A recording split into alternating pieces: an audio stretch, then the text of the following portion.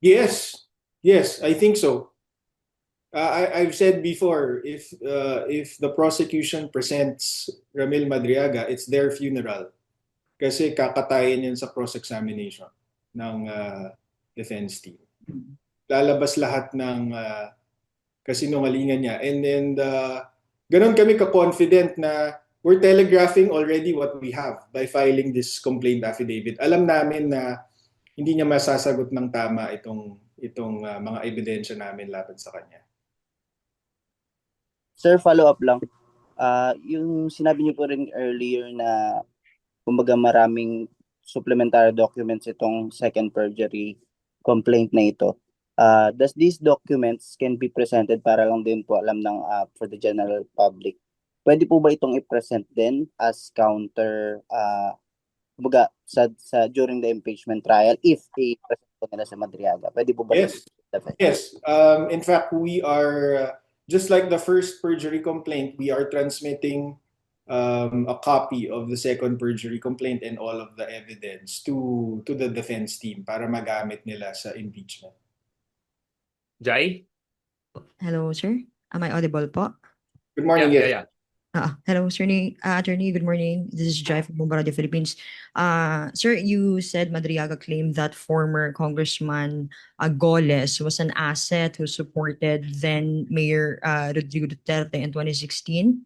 What specific records or witnesses are you relying on to establish na yung statement neto ay false talaga? Sa amin kasi, it's a matter of public record that former Congressman Goles supported the candidacy of Senator Grace Poe. Marami pong, nag-attach po kami dyan ng news articles from various organizations showing na si Roy Logoles ang sinuportahan niya ay si Grace Poe, hindi si PRRD. Meron din pong Facebook pictures from the account of Congressman Roy Logoles himself. And we've also spoken to the relatives and the staff of former Congressman Goles, and they all tell us na hindi po nila kilala itong si Ramil Madriaga. And we will be submitting their affidavits if even necessary. Sir, on the issue of perjury versus mere inconsistency, since the alleged false statements involve matters raised in the impeachment proceedings, gaano ka-importante ito for the defense to establish that these statements are not merely inaccurate but were knowingly and deliberately false? You're asking for the impeachment defense team? Sir, yes, sir. Well, first of all, we don't know for sure if Ramil Madriaga will still be presented as a witness of the prosecution. There are rumblings na the prosecution has realized that, of course, they won't say it publicly. They've realized na masasabugan lang sila ng sarili nilang witness kapag present nila itong si Ramil Madriaga. So there's a question of whether they will present him at all. But we also have to remember na on the witness list for the defense, Ramil Madriaga is the number one witness listed there. So kahit hindi siya ipatawag ng prosecution, maaaring ipatawag siya ng defense precisely for this reason. Kasi we've already established dito sa first and sa second perjury complaint na nagsisinungaling talaga tong mamang to. Balik tayo dun, sir, sa perjury complaints and consolidation na na-mention niyo po kanina. You said defense will seek consolidation of the first and second perjury complaints. Tama po, sir. Ano yung legal advantage neto para maiwasan ang conflicting findings or dahil substantially the same factual allegations ang involved? Yeah, I don't see any reason why it shouldn't be granted, precisely because the testimonies of Madriaga in his first affidavit and itong supplemental affidavit covers essentially the same facts, events, and circumstances. So I don't see any reason why it should be decided separately. In fact, Kaya niya nga, sabi niya nga sa testimonya niya sa House of Representatives or sa supplemental affidavit mismo, kaya niya in-execute yung supplemental affidavit para patotohanan yung first affidavit niya. So it only makes sense, it's only practical na i-consolidate itong dalawa at i-resolve ng sabay. Ang advantage para sa amin is, yun nga, naniniwala kasi kami na yung supplemental affidavit at yung mga kasinungalingan doon ang nagpapatunay na isa rin sa nagpapatunay na perjurious din yung first affidavit niya. Sibel? Hello, sir. Can you Good hear me morning. now? Hello, sir. Good morning, yes. Yes, sir. First, ask ko lang bakit natagalan yung filing since April 14 pa nangyari yung yung hearing sa Congress, and hindi ba didepensa ng lawyer ni Madriaga na protected siya since may congressional hearing niya sinabi yung kanya supplemental affidavit? Bakit natagalan? Well, the honest answer to that is it just wasn't a priority at that time to file right away. We were prepared naman to file soon after the affidavit was executed, but it wasn't one of the priorities of the Vice President at that time. And with respect to yung testimony being protected, well, kaya kami nag-file sa Taguig is because the affidavit was executed in Taguig. So we're not really questioning the fact that he read that affidavit in Congress, but the fact that he executed knowingly false testimony in an affidavit in Taguig, in the city of Taguig, while he was detained in BJMP. And then second, sir, I understand during his testimony before nga sa House, ang sabi niya less than 24 hours and not 11 days na nagastos yung 125 million. And pa-expound ko lang nga yung sabi niyo na he is lying when he said that. Yeah. Well, yun nga, yung pinakita ko kanina is, na-establish na namin sa first perjury complaint na, first of all, wala siyang kinalaman, wala silang personal or professional na ugnayan, na relationship ni VP Sara to be even in the position to be involved in the disbursement of confidential funds, for example. Napatunayan na natin na beyond yung campaign pictures na maraming taga-suporta naman ni VP Sara ang meron, wala siyang mapatunayang iba. Kasi ang totoo niyan is si Ramil Madriaga was just one of thousands of campaign supporters of the Vice President. Pero beyond that, wala na po silang relasyon. So, wala siyang personal knowledge on how confidential funds are used or how these are disbursed. Tapos yun nga, when he supplied the details, parang they immediately and publicly collapse under the slightest scrutiny. That's what we say. Kasi yun nga, sabi niya, dineliver niya sa Cabuyao, Laguna. Sabi niya, clearly, tanaw niya daw yung SNR sa Cabuyao when they delivered, pero wala namang SNR mall sa Cabuyao, Laguna. Sabi niya, may delivery siya sa Nomo Basho, 12 midnight. Ang malas niya, merong private Christmas party doon sa Nomo Basho na napakaliit na lugar. Pinakita natin yung pictures kanina. Imposible na may ibang makakapasok doon na hindi nila kilala at mapapansin nila. And we have testimonies from 2 of the people present, but they can be corroborated by 40 other testimonies. So, imposible talaga yung sinasabi niya. And third, yun nga, yung delivery to the ombudsman, that's highly improbable also, if not impossible, because ito ngang si Attorney Ryan Kilala, yung intended recipient, hindi naman po nagtatrabaho sa ombudsman building for that entire month of December 2022.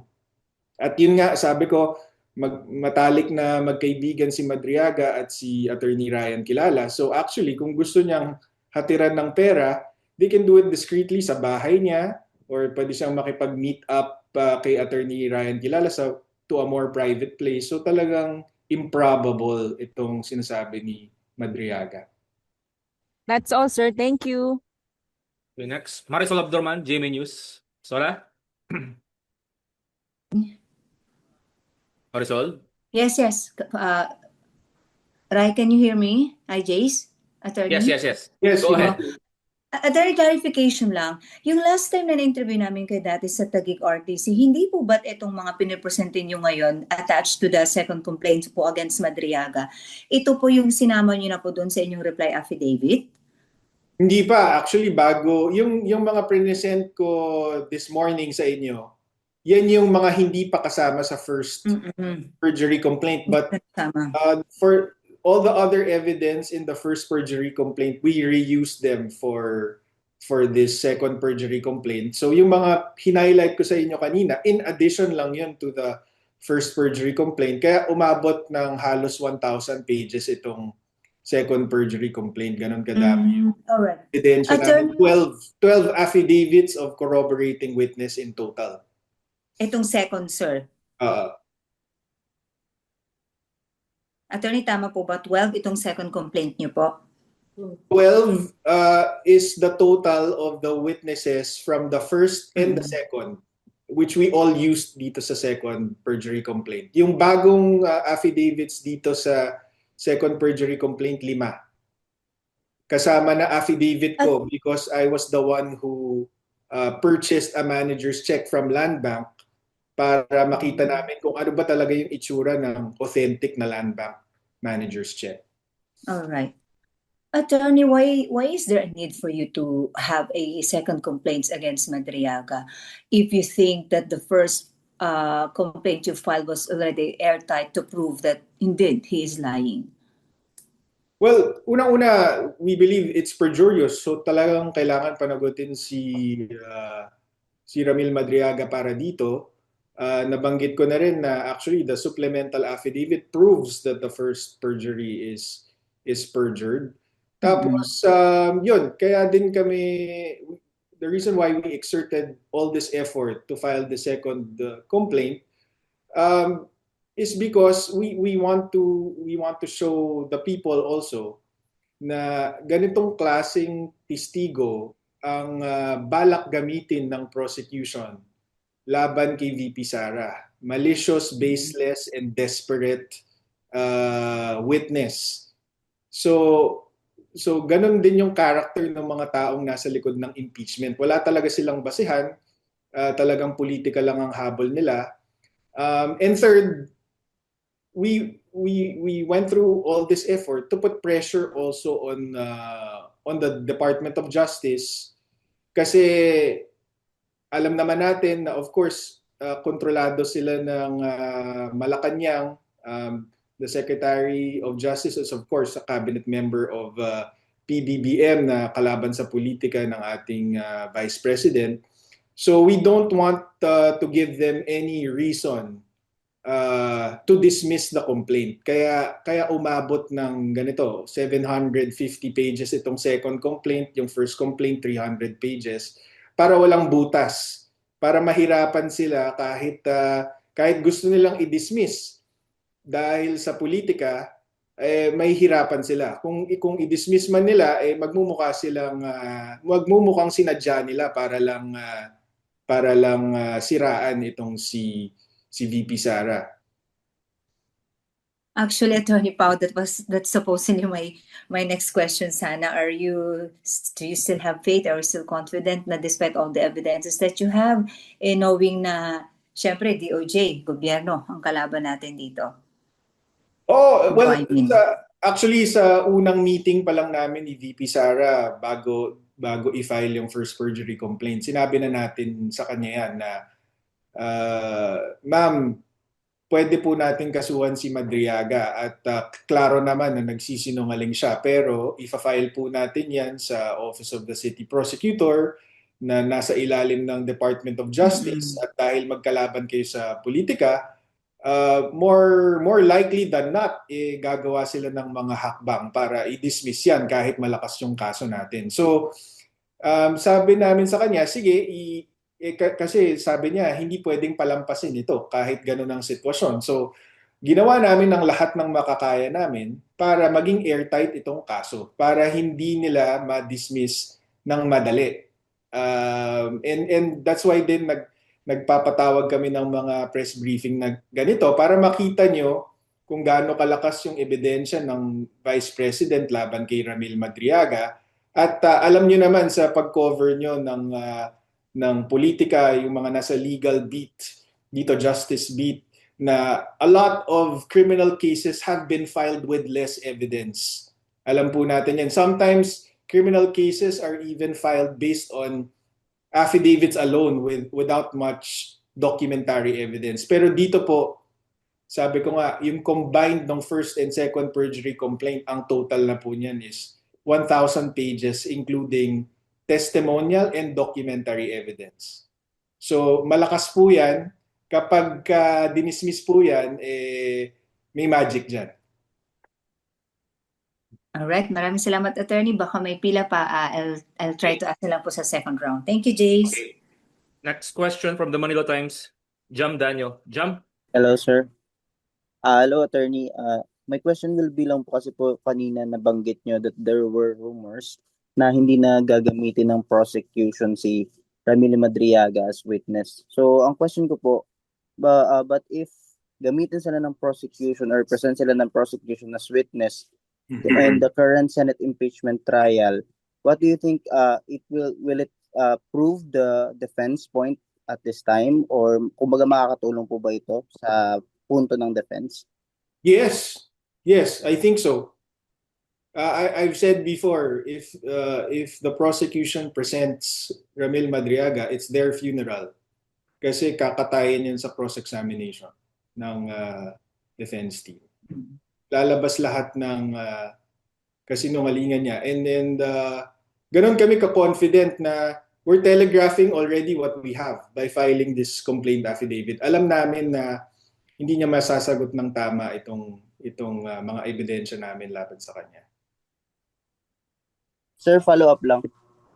Yung sinabi niyo po rin earlier na kumbaga maraming supplementary documents itong second perjury complaint na ito. Does these documents can be presented para lang din po alam ng for the general public? Pwede po ba itong i-present din as counter kumbaga sa during the impeachment trial if i-present po nila sa Madriaga? Pwede po ba? Yes. Yes. In fact, we are just like the first perjury complaint, we are transmitting a copy of the second perjury complaint and all of the evidence to the defense team para magamit nila sa impeachment.